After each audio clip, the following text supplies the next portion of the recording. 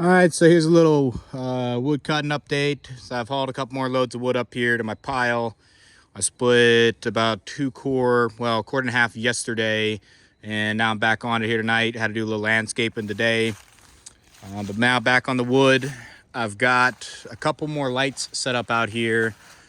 So I've got one, two, three, and four of these Harbor Freight 12,000 lumen LED lights. Their intended purpose is probably not for outdoor use, but I put them on these canopies that I've got. You probably can't really see that, but there's like little canopies that they sit in, and I originally designed them to run halogen lights in them, but it's pretty sketchy climbing all the way up there with a ladder and changing out the bulbs, and they don't last very long, and it's just annoying. So I just switched them all out to these LED lights, and it's pretty bright out here, as you can see. So I can sort the wood, because not all this wood here is perfectly good. Like this piece right here, most of this here is rot. So I'll split that off, and I'll put that in that trailer over there, and then I'll put that in one of my piles that I'm not going to sell for wood that I'll burn here, because I don't really care that much if I have to load the wood stove a little bit more. It still burns good, and you got to get rid of it somehow. So I haul it up here, haul all the stuff. If it's super rotten, I just leave it down in the woods, but the stuff that's got some decent wood in it, I'll haul it up here and at least split it up and sort it. So the wood that I try to keep all the wood that I sell, the highest quality that I can, good solid pieces, because I just don't want any complaints of not having good dense dry firewood to sell. I just don't want to take that chance. So I'll sort it here, and pretty much all this area up here is stuff that I'm going to sell. I have, I don't know, about 30 to 40 cords back here, somewhere in that range of other piles that I've got ready to sell too. So yeah, I'll kind of walk around and show you a little bit more. Here's the wood splitter. Got the Model A tires on it, so it's easier to roll. I busted this last little rung off here, which was one of these little tube things. I don't know what this was from, maybe some type of fence or something that we got at the dump. But I just screwed this 2x4 on here for now. I figured that was the easiest way to do it. Got a couple nylocks on there, and I just ran a through carriage bolt, so hopefully it doesn't crack off. And then I just put a couple of I think they're 3-inch screws in here, on going down here and then coming up here, to hopefully keep it from breaking in half, so I don't have to mess with it. But having this wood cradle on here is really nice for splitting. So when you bust some of these bigger ones in half, you can just leave them over here. You don't have to pick them up off the ground. That's pretty nice. And I can just split from one side and load into the other side. That's kind of the theory. A lot of these newer splitters have this, but I feel like the cradle isn't as big. I mean, ideally this one would be a little bit longer, but this is just what the design was that we came up with when we made it. It's just got little pieces of aluminum here, one bolt in there. That's really all you need. Double nut on most of that stuff there, so that it doesn't vibrate off. Just a Predator motor on here, little 6.5 horse Predator.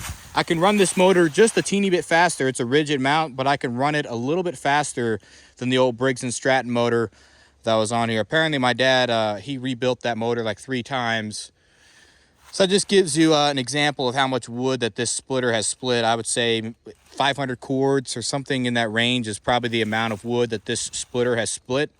It's on the original ram, original seals, knock on wood, and it's still running good. We've had a couple of people bringing in some wood splitters to my work, the hydraulic rams on them that we can repair, make new shafts and put new seals in them.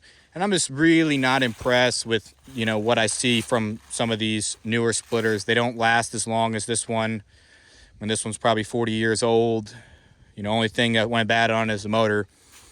But one little upgrade I'd like to do is to extend this ram up just a little bit. I don't want to make it any wider here, but it would be nice to have it a little bit taller, so that it kind of cuts all the way through. This is kind of more of a cutting style wedge. But if it was a little bit taller, maybe 2 to 3 inches taller, I feel like it would help me get through some of these bigger pieces that the ram or the wedge doesn't quite reach all the way through. if I was going to design a wood splitter, I'd keep the wedge on the end here and just have a, a pusher here. I don't like the style that has the wedge coming out. I don't really like that style for me personally. But what I would do is I'd keep the ram size here pretty large. This is only a 20-ton splitter, but we had one come in. It was a Gravely where someone had ran the ram pretty much almost all the way out, and the ram here had bent because the welds, I don't know where the welds broke on the beam, but the welds broke and it bent this shaft here. So we're gonna have to make them a new shaft and then put new seals in it to get him back going. But that was just kind of disappointing to see that, that had happened. I don't know why you'd have a 35 or 34 ton, whatever it was, and then have such a small little ram on there. I feel like they're just trying to save money there because, all your force is generated by the diameter of the piston back here, from my understanding. But yeah, so that's my splitter. If I was going to design a new one, like I was talking about before, or started talking about, I'd have just like this, a nice big thick ram, but I would have a wider wedge here and then have this tongue longer and then have a cradle out here, have a cradle over here and a cradle out here. I feel would be nice so that you could split your pieces and just have a little bit more area so you're not dropping anything. Got a new tripod. This is my little makeshift setup to make some videos, kind of more time-lapse stuff. It's gonna probably be what I do tonight. I just screwed this little piece of oak to this GoPro mount. I don't have one that mounts to here. I gotta order one, but this works good enough in a stationary position, so that's what I'm using. One more load here that I hauled up that I'll split. I'm kind of curious to see. I'm gonna wait on this one until I get the splitter back over here. I want to see how much one kind of stack trailer load like this is in this trailer, because I know about 3.5 of those trailer loads full up to the edge, up to that back wall I got in there. That back wall is so I can throw the wood and get a good amount in, since I only stack from one side here. It kind of has worked out good to have that gate on that side so that I can just put more in there and, haul bigger loads to my pile to stack. It always was that I would be throwing wood over the side, and it was annoying picking all that up. So that's what I put in here to kind of help with my splitting process. So got one light up here for the stacking. I feel it's most important to have your, like 2 lights here so I can see what the wood is, so it's easier to sort. But I've got one light up here. That one was the last one I just hung up tonight. So I can see when I'm stacking to keep the piles straight and uniform. But I also have one light right here that shines down on my little sharpening or chainsaw working on station outside. So this will be nice to have when I want to just blow a saw off, if I'm going to work on something, clean it up after dark. Because now with the daylight saving time, I come home and it's already dark. So having this light behind me here is really nice to be able to get a little bit more out of my day as far as what I can do.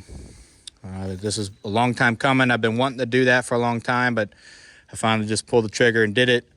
I run my Symington right on this pole right here on this bench. The reason that I run it outside is because it makes a lot of dust, and I don't want that getting all over my bench and having to constantly vacuum it up. And I kind of prefer to stand when I'm sharpening chains on that one. I don't really like sitting down to sharpen the chains for whatever reason. I just would prefer to have it, as a standing setup, and it seems to work pretty good. If you're thinking about getting a Symington 451C, I would say, it is pretty expensive. I guess they're probably like $1,500 now, but that chain grinder there will remove material much quicker than just your organ style round chain grinder. The wheel diameter is smaller on that one, so you're not going to be able to remove as much material before you take the temper out of the tooth, meaning you get the tooth too hot and then it doesn't hold a good edge for very long. But the Symington, and the chain's going to cut smoother with that square grind. You can run the rakers more aggressive and have a smoother cutting chain.